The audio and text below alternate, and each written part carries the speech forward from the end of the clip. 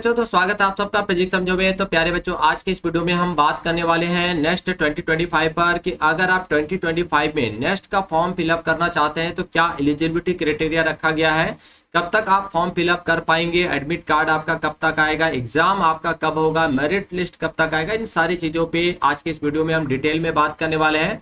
तो अगर आपको नेट से रिलेटेड कोई भी डाउट है तो ये वीडियो आपके लिए काफी इंपॉर्टेंट होने वाला है। तो आप सभी बच्चे इस वीडियो को बिना स्किप किए लास्ट तक जरूर वॉच कीजिएगा ताकि सारी चीजें आपको क्लियर हो जाए। ठीक है बच्चों, तो चलिए सबसे पहले बात करते हैं एलिजिबिलिटी क्राइटेरिया पे कि अगर आप नेक्स्ट 2025 का फॉर्म फिलअप करना चाहते हैं बच्चों तो आपका एजुकेशनल क्वालिफिकेशन क्या होना चाहिए। ठीक है, तो पहले बात करते हैं एजुकेशनल क्वालिफिकेशन पे। तो देखिए सबसे फर्स्ट जो है, candidate must have passed the 12 examination from any recognized board in India in the years 2023, 2024 and should be appearing for the same in 2025। ठीक है, तो अगर आप नेक्स्ट का फॉर्म बच्चों 2025 में फिलअप करना चाहते हैं और अगर आपने 2023, 2024 में +2 पास किया हुआ है या फिर आप 2025 में आपने अभी +2 दिया है, आपका रिजल्ट नहीं आया है, तो भी आप इस फॉर्म को जो फिलअप कर पाएंगे।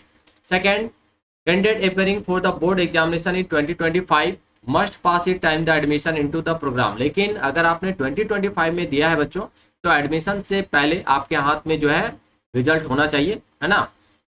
नेक्स्ट है, कैंडिडेट मस्ट सिक्योर एटलीस्ट 60%। अगर आप नाइजर में या फिर UMDA में एडमिशन लेना चाहते हैं तो कम से कम आपका +2 में 60% मार्क्स होना चाहिए। ठीक है, अगर आप इन सारे क्राइटेरिया को फॉलो करते हैं और आपका नाम अगर मेरिट लिस्ट में आ जाता है तो आप जो है यहाँ पे एलिजिबल हो जाएंगे किसी भी प्रोग्राम में एडमिशन लेने के लिए। ठीक है, बट बच्चों अगर आप SC, ST या दिव्यांग कैटेगरी से आते हैं तो कम से कम आपका जो 55% मार्क्स होना चाहिए। तो यानी कहने का मतलब है कि अगर आप जनरल, EWS या OBC कैटेगरी के हैं तो 60% मार्क्स, और SC, ST या दिव्यांग कैटेगरी से आते हैं तो कम से कम +2 में आपका 55% मार्क्स होना चाहिए। क्लियर है।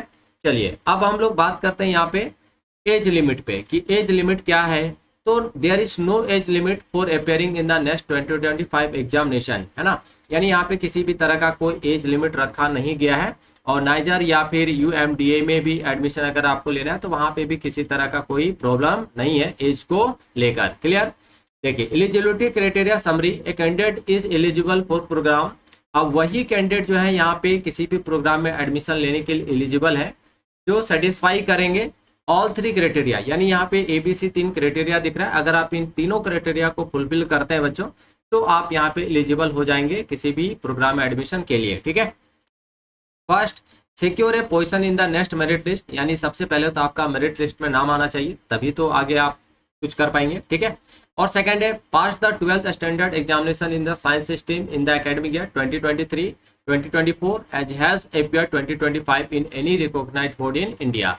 तो पहला तो आपका मेरिट लिस्ट में नाम आना चाहिए, दूसरा आप +2 पास आउट होने चाहिए आपका, है ना। यानी आपने 2023 और 24 में भी पास किया है तो भी यहाँ पे कोई दिक्कत नहीं, और अगर आपने 2025 में दिया है तो हमने आपको पहले ही बताया कि एडमिशन से पहले आपके पास रिजल्ट होना चाहिए। Clear. The provisional certificate declaring the aggregate should be from a single board. और थर्ड है, सिक्योर एटलीस्ट 60%। यानी अगर आप जनरल कैटेगरी के हैं या OBC EWS के हैं तो लगभग आपका यहाँ पे 60% मार्क्स होना चाहिए, और SC ST दिव्यांग कैंडिडेट है और तो आपका यहाँ पे 55% मार्क्स होना चाहिए। तो अगर आप ये 3 चीज़ों को फुलफिल करते हैं तो आप प्रोग्राम में एलिजिबल हो जाएंगे। ठीक है, देखिए नोट में क्या बच्चों, तो यहाँ पे आपको फॉर्म भरते समय किसी भी तरह का कोई डॉक्यूमेंट्स वगैरह देने की जरूरत नहीं है ना। Admission is subjected to verification all original certificate. लेकिन जब आप एडमिशन कराएंगे, मतलब जब आपका एडमिशन होगा तो उस समय आपको सारे ओरिजिनल डॉक्यूमेंट्स का वेरिफिकेशन कराना पड़ेगा at the time of admission और counselling. Clear. Certificates in support in of eligibility criteria need to not produce for appearing the next 2025 examination. तो नेक्स्ट 2025 के लिए आपको कोई डॉक्यूमेंट नहीं देना है, बट जब वेरिफिकेशन आप कराने जाएंगे तो वहां पे आपको सारे ओरिजिनल डॉक्यूमेंट जो लेकर जाना है। ठीक है, अब रिजर्वेशन सीट्स की बात करें तो देखिए जितने भी गवर्नमेंट इंस्टीट्यूट होते हैं हर इंस्टीट्यूट में जो है रिजर्वेशन कैटेगरी को जो फॉलो किया जाता है। तो यहाँ पे भी अगर आप देखें तो अगर नाइजर की बात करें या UMDA की बात करें बच्चों, तो नाइजर में जो टोटल सीट है वो 200 आपका है, और UMDA है ना उसमें आपका 57 सीट है। तो इन सब में जो है गवर्नमेंट ऑफ इंडिया का जो रिजर्वेशन का रूल रेगुलेशन है वो सारी चीजें यहाँ पे फॉलो किया जाएगा। तो देखिए अदर बैकवर्ड क्लासेस यानी अगर आप ओबीसी एनसीएल कैटेगरीज हैं तो यहाँ पे देखिए 27% ऑफ सीट, ठीक है। तो 27% of seats are reserve for OBC and CL. Clear है बच्चों। देखिए next, candidates belonging the creamy layer OBC are not entitled to reservation. चलिए ये तो क्लियर हो गया आपका, है ना, कि अगर आप ओबीसी एनसीएल कैटेगरी से तो आपका 27% जो है सीट रिजर्व है। आगे बात करते हैं शेड्यूल एससी या फिर एसटी, तो 15% seats are reserve for SC category candidate and 7.5 seats are reserve for ST category, ठीक है। तो 15% जो है एससी के लिए रिजर्व है और 7.5% सीट जो है वो एसटी कैटेगरी के लिए यहाँ पे रिजर्व है। क्लियर। आगे दिव्यांग के लिए बच्चों 5% of seats are reserve in every category. तो हर कैटेगरी में यहाँ पे जो 5% दिव्यांग के लिए रिजर्व है, जैसे general category, OBC NCL, SC ST, है ना, ये सारे कैटेगरीज में। क्लियर है। चलिए अब यहाँ से थोड़ा सा हम लोग और आगे बढ़ते हैं बच्चों और बात करते हैं नेक्स्ट 2025 नेक्स्ट बात करते हैं बच्चों नेक्स्ट 2025 एग्जामिनेशन का। तो यहाँ पे आप next 2025 examination will be conducted at multiple centre, बहुत सारे सेंटर्स में और बहुत सारे सिटीज में ये ऑर्गेनाइज किया जाएगा। और जो आपका एग्जाम होने वाला है वो 22 जून को होने वाला है, ठीक है। संडे का दिन है, 22 जून को यहाँ पे आपका जो है एग्जाम होने वाला है 9 AM से लेके 12:30 PM तक। और based on the performance in next 2025 merit list of the candidate will be prepare. और आपका जो है जो भी आपका परफॉर्मेंस जैसा रहेगा उसके बेसिस पे आपका मेरिट लिस्ट बनेगा। और मेरिट लिस्ट जो है बच्चों आपका जो है नेक्स्ट के वेबसाइट पर आपको 10 जुलाई तक जो है वो आपको दिख जाएगा, ठीक है। Not in any case of any change it will be updated on the website. अगर किसी भी तरह का यहाँ पे चेंज आता है ना, तो वो आपको वेबसाइट पे यहाँ अपडेट कर दिया जाएगा। The date mentioned on the website shall be final, है ना। और जो भी वेबसाइट पर डेट मेंशन रहेगा वही आपको फाइनल यहाँ पे मानना है। और नेक्स्ट 2025 का जो एग्जाम है बच्चों वो आपका सीबीटी मोड में यानी ऑनलाइन आपका यहाँ पे होने वाला है, ठीक है। चलिए अब ये देख सकते हैं ये सारे सेंटर्स हैं जहाँ पे आपके एग्जाम्स होंगे, ये सारे सेंटर्स के नाम हैं। तो आप अगर फॉर्म भरना चाहते हैं तो आप अपना खुद का एरिया का आसपास का एरिया का सेंटर यहाँ पे आप देख सकते हैं, चूज कर सकते हैं उसके हिसाब से, है ना। तो ये सारे सेंटर्स हैं। आगे देखिए any 3 cities from the above list, आप इस लिस्ट में कोई भी 3 सिटी जो है वो एज अ सेंटर के तौर पे आप यहाँ पे चूज कर सकते हैं। क्लियर है।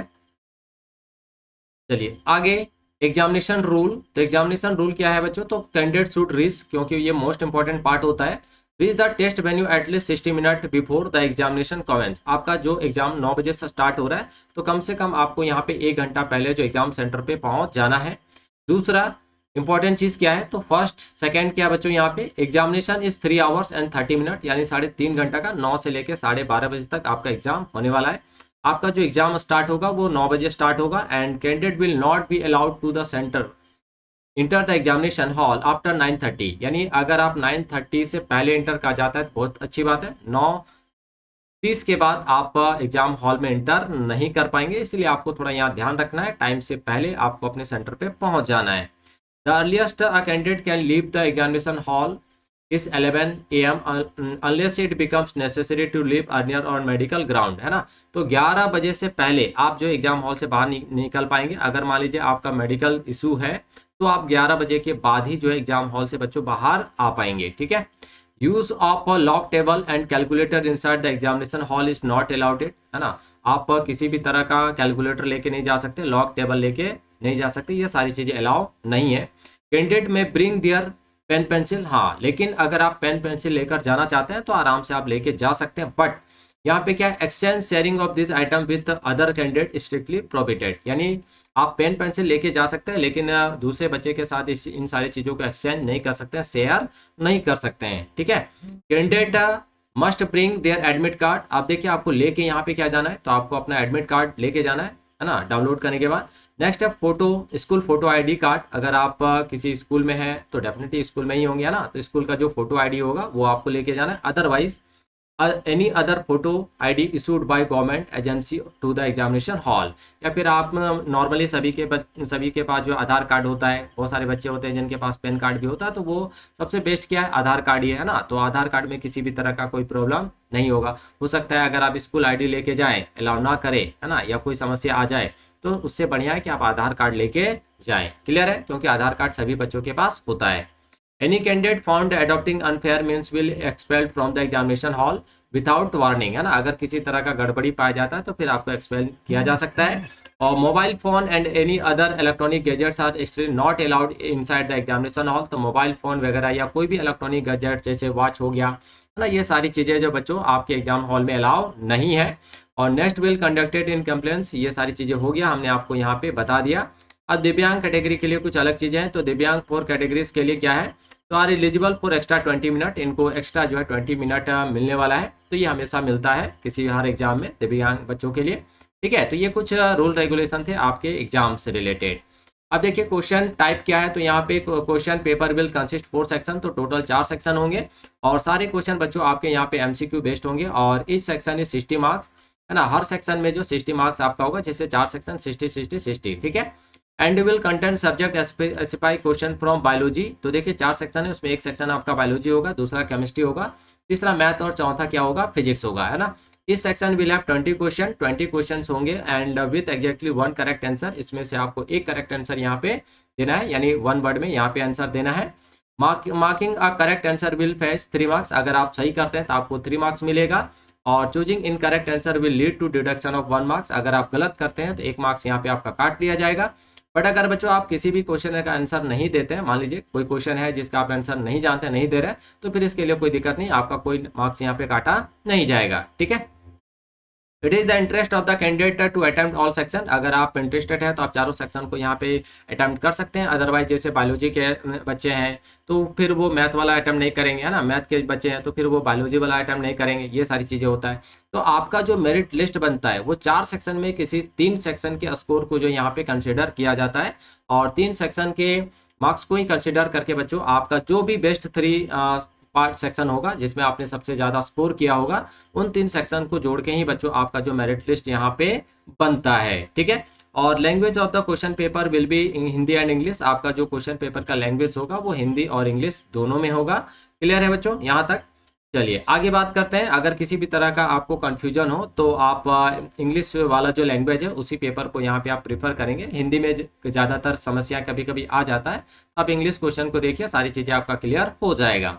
अब अप्लाई कैसे कर पाएंगे, तो आपको सीधा जो है नेक्स्ट के ऑफिशियल वेबसाइट पर जाना है ना। और यहाँ पे आप जो अप्लाई कर पाएंगे, एक्चुअली यहाँ पे क्लोज जो है 9 मई को होने वाला, लेकिन ये एक्सटेंड हो चुका है, तो इसलिए हम आगे आपको यहाँ पे डेट बताने वाले हैं। एक्चुअली आप जो है बच्चों आप यहाँ पे 13 मई तक जो है अप्लाई कर पाएंगे, है ना। पहले का जो डेट है वो आपका 9 मई तक है, लेकिन अब यहाँ पे आप जो है 13 मई तक का फॉर्म फिलअप कर पाएंगे। क्लियर है। चलिए आगे यहाँ पे ये सारी चीज़ें हैं। अब थोड़ा सा आगे बढ़ते हैं यहाँ पे और इम्पोर्टेंट डेट्स पर बात करते हैं। तो 17 फरवरी को ही बच्चों ये फॉर्म एक्चुअली आपका ऑनलाइन आ चुका है और क्लोज जो है बच्चों यहाँ पे ये एक्सटेंड हो चुका है और एक्सटेंड होने के बाद ये 13 मई तक ये फॉर्म फिलअप कर सकते हैं 12 नून तक, ठीक है। तो 12 बजे तक आप जो है 13 मई को 12 बजे तक आप फॉर्म फिलअप कर पाएंगे। Download of admit card begin, अगर आप यहाँ पे करेक्शन डेट की बात करें तो करेक्शन विंडो जो है बच्चों आपका करेक्शन विंडो, ठीक है। तो करेक्शन विंडो जो है आपका कब स्टार्ट होगा, तो करेक्शन विंडो आपका 14 मई को स्टार्ट होगा और ये 16 मई तक चलने वाला है 9 AM तक, ठीक है। 16 मई को 9 बजे तक आप करेक्शन कर पाएंगे, उसके बाद ये विंडो बंद हो जाएगा।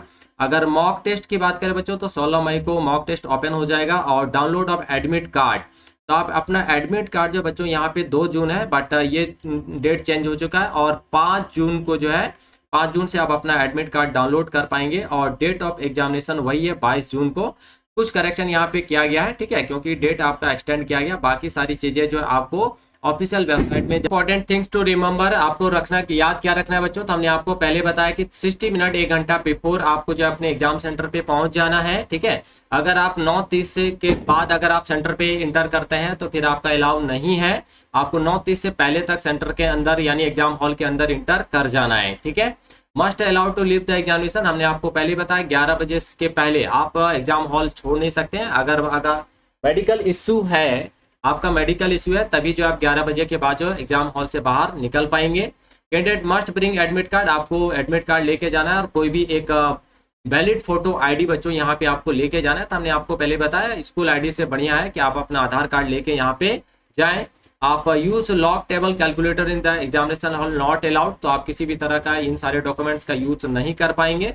और किसी भी तरह का आप इलेक्ट्रॉनिक गैजेट्स भी बच्चों यहाँ पे आप लेके नहीं जा सकते, जैसे मोबाइल फोन, डिजिटल या स्मार्ट वॉच हो गया, स्टोरेज डिवाइस हो गया, ये सारी चीजें एग्जाम हॉल में अलाउ नहीं है।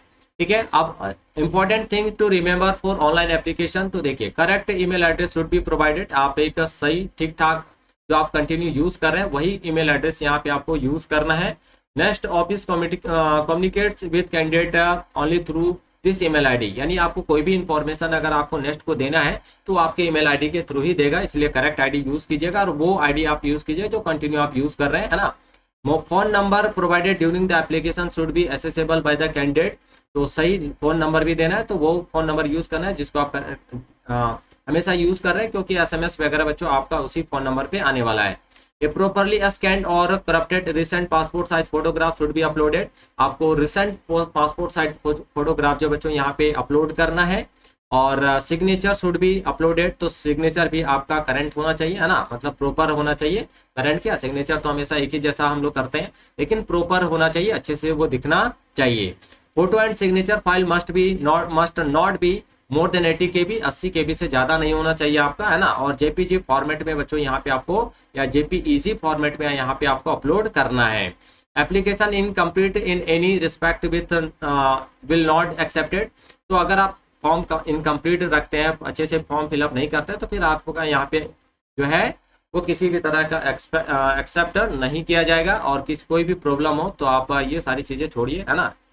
क्लियर है। अब बात करते हैं नाइजर और CESP में सीट कितने हैं, है ना। तो देखिए जनरल कैटेगरी का नाइजर में 101 है, और DAME जो 23 है, और जनरल EWS का यहाँ पे कोई भी सीट नहीं है, बट UMDAE में जो एटॉमिक है रिसर्च सेंटर है वहाँ पे 6 है। OBC एनसीएल का नाइजर में 54, बट UMDAE में बच्चों 15 है। SC कैटेगरी के यहाँ पे नाइजर में 30 है, यहाँ 9 है। ST का यहाँ पे बच्चों 15 और यहाँ पे 4 है, और दिव्यांग के लिए 5% सीट इस कैटेगरी में आपका है। तो टोटल यहाँ पे नाइजर में बच्चों 200 और UMDAE में टोटल सीट जो 57 है। क्लियर है। चलिए सिलेबस की बात करते हैं। तो सिलेबस जो है आपका NCERT CBSE बेस्ड सिलेबस होता है इसका, और सिलेबस जो आपका क्लास और 11th और 12th से रिलेटेड होता है। ठीक है। Detail syllabus for next examination provided at the end of this document under heading, तो अगर आपको डिटेल सिलेबस चाहिए बच्चों तो आप डायरेक्ट इस लिंक पर जा सकते हैं, है ना, या फिर आप www.next.examination.in पर आप जाइए, और यहाँ पे जाके आप जब सिलेबस वाले ऑप्शन पे जाएंगे तो आपको प्रॉपर सिलेबस यहाँ पे सारे सब्जेक्ट्स का मिल जाएगा। क्लियर है। तो आई होप बच्चों आप सबको कोई वीडियो अच्छा लगा होगा। अगर वीडियो अच्छा लगा हो तो इस वीडियो को एक लाइक जरूर कीजिएगा, प्यारा सा कमेंट जरूर कीजिएगा। ठीक है। अगर किसी भी तरह का कोई डाउट हो, और आई होप हमें नहीं लगता कि आप किसी तरह का आपको कोई डाउट रहा होगा, तो अगर अभी तक आपने बच्चों हमारे चैनल को सब्सक्राइब नहीं किया है तो चैनल को सब्सक्राइब करके बेल नोटिफिकेशन जरूर कर लीजिएगा, ताकि टाइम पे आने वाली अपडेट आप तक सीधा पहुंच पाए। तो मिलते हैं बच्चों नेक्स्ट वीडियो में, तब तक के लिए आप सब बच्चों को थैंक यू, बाय बाय।